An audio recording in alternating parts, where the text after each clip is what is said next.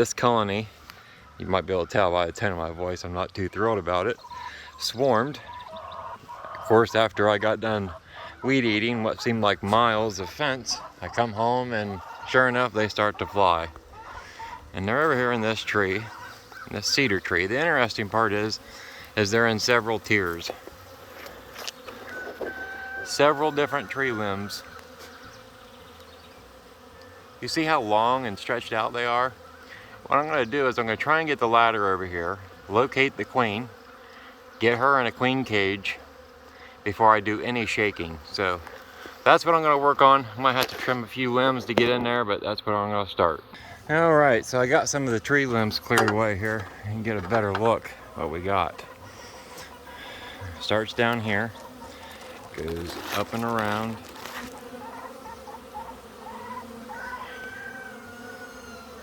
Very, very spread out. Should be pretty easy to spot the queen if we can get her on the outside of the cluster.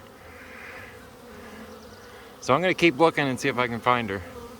Okay, so after trimming off some cedar limbs and throwing them on the ground, what I did was I shook them into a tote, which I've got here. But before I shook them into the tote, I took some 1-to-1 sugar syrup and sprayed them while they were clustered here, and you can see there's still some up there.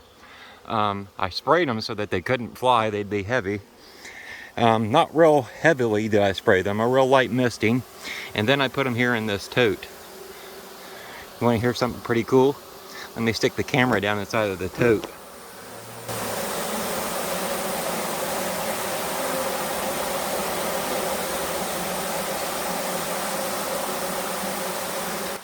So as I'm watching the bees here in the tote, what I would do is I would just take and put another mist over top of them, and that would keep them from flying. As you can see, it almost looks like, well, if you've ever been to a rock concert, this is what a mosh pit looks like.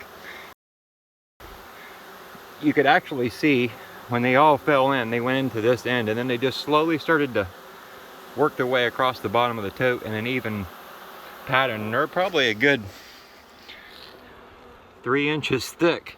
It's a heck of a swarm. So I just kept watching the different bees coming across the top, and I happened to see my queen.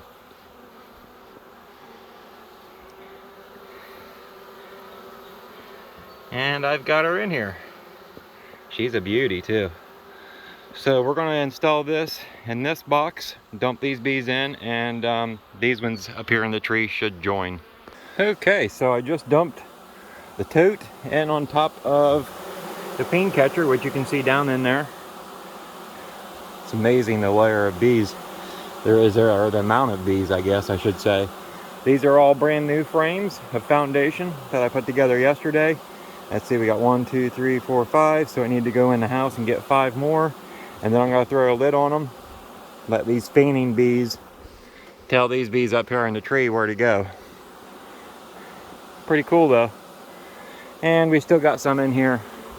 I'm going to leave that right down here in front of the entrance, and they'll be able to work their way up.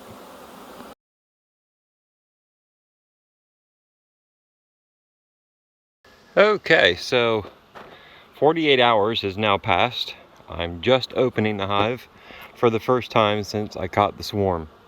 I need to go down between probably these 2 frames and grab that queen clip and release the queen. At this point, I'm imagining the bees have started to draw out some comb. I want to remove a frame here and take a peek and see what's going on. Now, all I gave them was some plastic foundation coated in beeswax. And if I remember correctly, this is the right cell foundation. Obviously, it's the black. And yes, you can see they are drawing out foundation. So that is very good. It's exactly what I expected to see. And it's that way on both sides. Oh yeah. They've almost got a place to store something in that. Very nice. And the other side, well, the other side looks even better. Look at that. They are actually starting to store nectar in this side. And that's just after 2 days, folks. The bees have started to take to this foundation. They're drawing out comb. They're building places to put this nectar and pollen. They're giving the queen a place to lay. All good stuff. And now if we look down here, there's the queen clip. I'm going to reach down in there and grab that, and we'll release the queen. Find a place here to sit this frame without squishing any bees.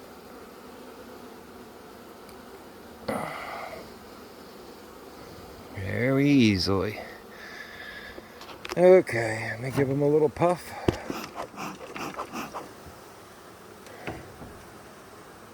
Slide these two frames over to make sure my sleeve doesn't grab anybody.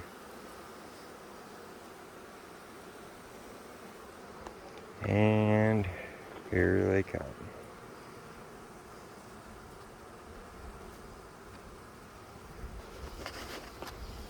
Let's see if she's still in there. Or sometimes she's able to squeeze out this gap at the bottom, I've noticed, or even between these vents at the top or on the side. So let's see if we can get some of these bees to move out of the way. And we'll see if she's even still in there. I'm not really seeing a... Oh yeah, I see her. She's over on this side of the cage. Okay, so what we'll do is we'll open it and give her a chance to come crawling out here.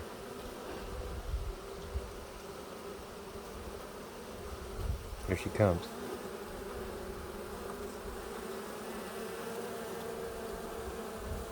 There she goes. So now these bees remaining in here are still smelling the scent of the queen. And they're probably not going to leave the cage if you just leave it set out. And you surely don't want to put it in your pocket right now. So what I find the best to do is just give it a little shake. Give it another little shake. Another little shake. And voila. Empty. Now it's safe to put in your pocket and put the frames back in. That was pretty cool. I'm glad I got to share that experience with you all.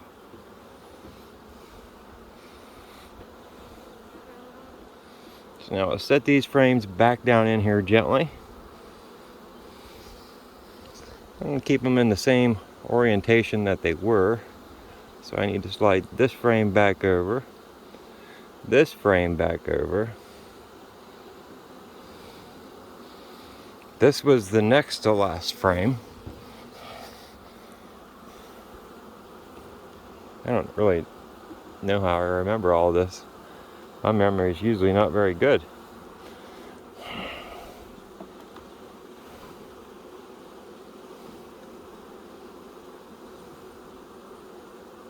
Now we've got our frame centered up in the box, and we'll put the inner cover back on. They look good though. They look healthy. Very glad I caught them and they didn't get away. And that was just pure luck. So you may have noticed yesterday, 2 days ago I guess, this weird looking bottom board that I used here. These are from Cell. And now I've got some kind of weird apparatus sitting on top of the weird looking bottom board. These are also from Cell, and these are their robbing screen. You can see the bees can smell the entrance here, and these bees are just getting adjusted. This isn't no signs of robbing or anything. They're simply trying to figure out how this all works. So what they have to do is they come here where they smell the entrance, obviously, but then they learn that the entrance is up and over and down in, and you've got that option on this side and this side with this yellow and purple gate here. And there's what it looks like going down from the top into the colony. And you have some options here with ventilation. So what I'd like to do now to finish up this video is just give you a quick look at this bottom board and explain how it works a little bit. Okay folks, so what we have here is a product from Cell. Now the only bad part I can say about Cell beekeeping products is they're based in New Zealand. And of course, a lot of us are here in the United States, and finding these products can be a little bit tricky. Now, Blythewood Bee Supply, I believe that's in well, it's in either North or South Carolina. I'm not 100% sure, so I don't want to narrow that down. But they were carrying some Ceracell beekeeping products, but I went on their website just a little bit ago, and I did not see this bottom board. What this is called the Hive Defender. Pureco Beekeeping Supply in California was another place that was carrying some of the Ceracell products, but their categories and different things that on their website that you have to go through, I just kept getting looped back to the same place. So I can't say for sure that they carry them, but hopefully they become more available. But anyway, let me get into what this is. This is called the Hive Defender, and it's called that for a reason. There's actually a few different pieces to this. You got this removable piece here. On the bottom, you've got a removable drawer, and you've also got this little switch here on the front, which you can flip back and forth. And what that does, as I'm going to let you see here from the bottom, is opens and closes ventilation. You see it open, closed. Now with this drawer, I'm going to go ahead and pull that out and show you. We've got bee escapes going in from the outside of the drawer, and it's removable from either side of the hive. So if you've got a hive sitting on this side and you're not able to access it, then you're easily able to reach it from underneath on the other side and pull the drawer out that way. Okay, so along with the Hive Defender bottom board, you also need Ceracell's Beast Blocker, and that's what they're calling their version of a robbing screen. And it works like most other robbing screens on the market today. So let me go ahead and give you a mock setup of how this works. So you would take your deep box, and you can see we've got little cleats sticking up that lock the box into place. We're going to go ahead and set our box on there like so. I do want to mention you're going to get some hardware, some different screws, and those are going to be for the Beast Blocker, and that's going to sit on here just like so. So now the way this works, like I said, it's just like any other robbing screen. The bees can smell the entrance of the hive right down through here, but they cannot get through. The only entrance into the hive is up and over this clear plastic and down in, and you're able to regulate how much of an entrance you want to give with these stoppers. From the top, it closes them off, as you can see here. So it would be open, closed. So you would take your screws and you would zip them in right down through here. I do want to mention one screw is a little bit longer, and it goes here in the center. You might also note this line on each end of the Beast Blocker, and what that's for is you can cut it there and it'll fit 8 frame equipment. But I use 10 frame and 5 frame equipment, so I won't be cutting it down. So anyway, your bees come into your hive and they go up and over. The existing bees, they know how to work and get around the robbing screen. All of your other robbers are going to try and go in here. Now the ones that can't get in here are going to get frustrated, and they're going to go wherever else they can smell the scent of the hive, in which case with this ventilation open is going to be underneath. When they go underneath, there's not going to be any place for the wasp or the robbers to get in. So what they're going to do is they're going to go into these bee escapes, in which case they're going to get collected and they're going to die. Now I do have a couple concerns from the way I just worded that.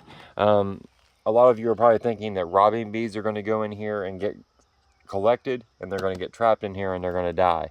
I don't so much see the robbing bees going underneath the bottom and going into these escapes as much as I do yellow jackets. And that's what this is mainly intended for, is yellow jackets, wasps, things like that that we're trying to protect our hive from. So you've got the Hive Defender bottom board and the Beast Blocker, folks. Now I do want to say that the bee escapes and everything that I just showed you here was all included in that kit.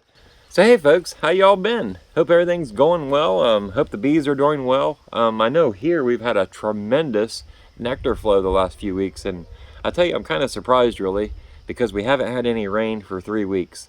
Luckily, Sunday when I released this video, we got rain coming, and I'm pretty excited about it. It's only a ½ inch, but we'll take it. Getting pretty dry around here. And not only is that going to start affecting the grass and the pastures and the grazing situation for me, it's also going to slow down the nectar flow, which we don't really like, because now we got to start making syrup and feeding bees and all that good stuff. We got a little bit of a dry period coming up, well, I'm expecting anyway. I did see that the yellow sweet clover is starting to bloom. We've got hairy vetch in bloom. Multiflora rose was in bloom last week, and boy, that just smells so magnificent. The only thing good about them bushes is their smell, I tell you. If you've got very many of them on your property, you know exactly what I'm talking about. It smells like somebody's just put perfume all over the woods and the pastures. Very, very floral, beautiful smell. So that's the multiflora rose, but they're done. We got the sweet clover, we got hairy vetch. I noticed some Dutch clover starting to bloom in the yards, but like I say, we need rain. I actually bought 25 pounds of buckwheat because I was going to do a video on buckwheat and share some tips on planting buckwheat and getting a good nectar flow from it. But, you know, I'm glad I've held off because we just haven't had any rain, and them seeds probably would have went to waste. So hopefully the rain will start to become a habit again, and or a routine, and I'll be able to get that seed broadcasted. So anyway, hope you enjoyed today's video, and to talk about the Hive Defender. I'm sure glad I caught them bees. You know, if I would have came home 5-10 minutes later or sooner, I probably wouldn't have noticed those bees were swarming, and they would have been gone. So a lot of luck involved on when I came home from weed eating the fence and actually seen them in the midst of swarming. So lucky day for me.